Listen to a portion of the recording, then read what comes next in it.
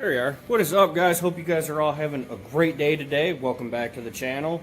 So I got an interesting one for you today.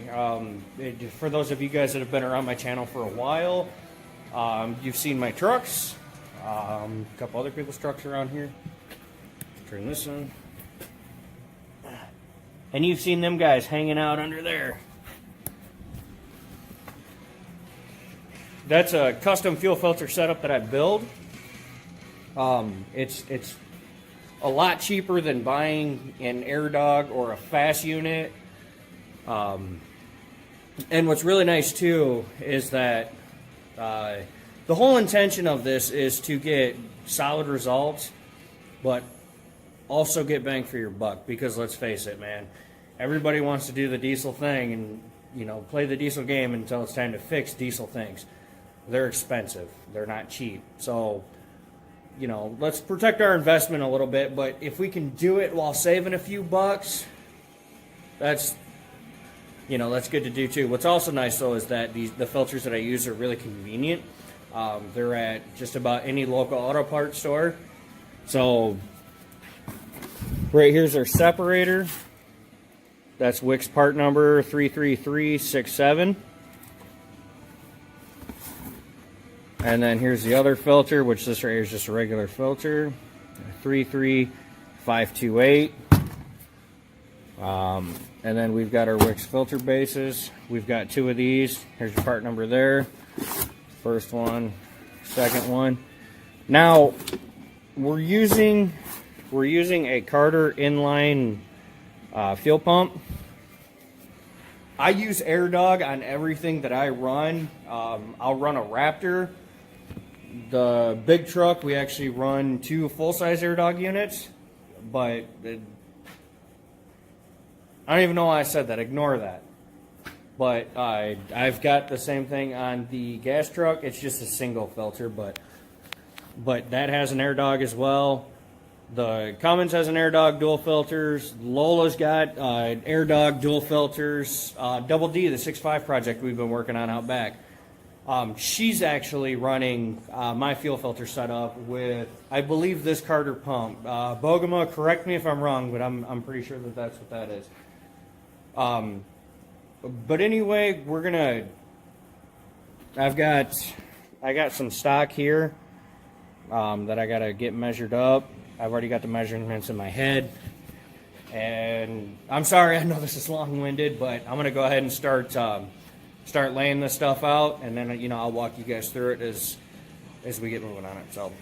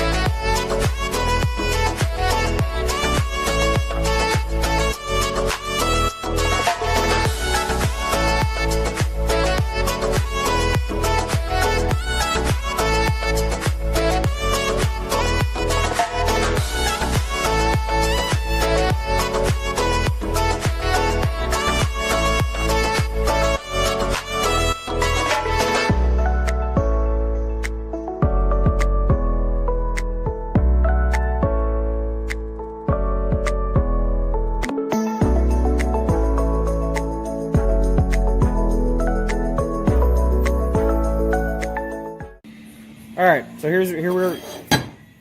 let's try that again. So here's where we're at. So we've got our backing plate made up. This right here is that's what's going to mount to the frame. And then this right here is what's actually going to hold the two filter bases back to back. And, you know, that'll sit like such. And wow, I've really got to get, and there's shit. Anyway, it's a little aggressive, it's a little heavy duty for what that it is, but you know, you got to think about road vibrations and all that, and the weight of the fuel on those filters, and the weight of the filters themselves. You know, you want to make sure that it's rigid. So, again, it's a little much. You know, it's 1/4 inch, 1/8 inch. Sorry, it's hot. It's 1/8 inch, and yeah. So we're gonna bust out the old welder, and I'll start tacking this stuff together. Now, I'm not a fabricator by trade. I'm not even close. I'm not going to claim to be one. So again, all my welder friends, shut up. I love you all, but shut up.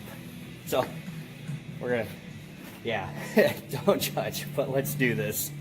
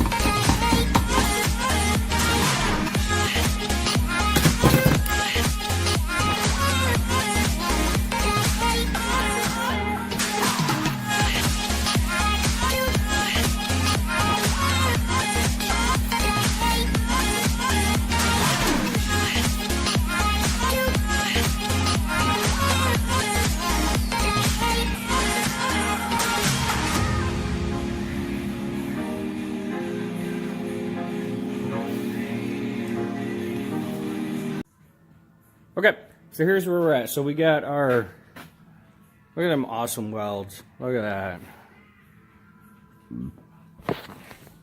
I should be a professional. Anyway, so we got our 2 filter bases mounted. Focus, darling. So you can see the arrows here where the fuel flow is actually going to be. So I gotta pick up 2 90s yet, but there's gonna be a 90 that feeds in here, so it's gonna go in. It will go into the filter and separator here, come out here, into this one. You've got to be freaking kidding me.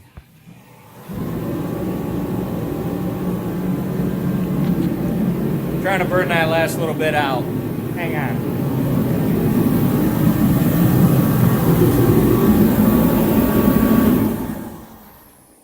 Anyway, before I was rudely interrupted.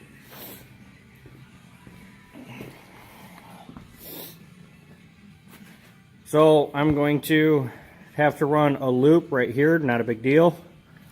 And then there will be a 90 here that comes out. Then it'll run out, and then our pump is going to sit there. And then wham bam, just like that. So I'm going to go ahead and put some sealant on these threads. And yeah, that's about it. So tomorrow when we go to put it on the truck, yeah, tomorrow morning we'll go ahead and we'll put it on the truck. I'll give you guys a look at everything and how that it's done, and then yeah, we'll go from there. So we'll catch up with you tomorrow. All right, fast forward. Pumps on the truck. Filters are on. Get under here. All right, so you can see we've got the water and separator here. And then our line flows around. It comes into the filter itself. And then we got our Carter pump mounted here. We ran all fresh lines. Front all the way to the back. The fuel that's actually on here right now, the truck's not leaking fuel. The stock line is still on it, so it's losing all that. So, and we kind of did rip on it a little bit, so. But these Carter pumps aren't bad. They're just good enough. You know, they're a positive fuel pressure. Not too loud either.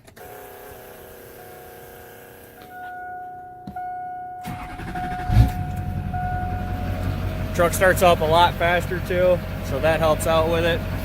All we did as far as wiring goes, we just found a key-on source in here, which I just went right into the HVAC. Sorry about that. And yeah, that's pretty much that. So you guys saw me build the mount for the bases. I gave you all the part numbers, the 2 bases there. And then the Carter fuel pump. The nice thing is that I actually used some shark bite fittings to finish up the filter base with. That's actually what all the fuel lines go into there. It's all 1/2 inch. The Duramax comes factory with 1/2 inch from front to back. We did the same thing on the Cummins, except for it's got a sump on it, so we went, you know, 1/2 inch all the way up. But that's it. That's going to do it for this video. Like, comment, subscribe, all that fun stuff. If you got any questions, leave them down below. Thanks. Take care. We'll see you on the next one.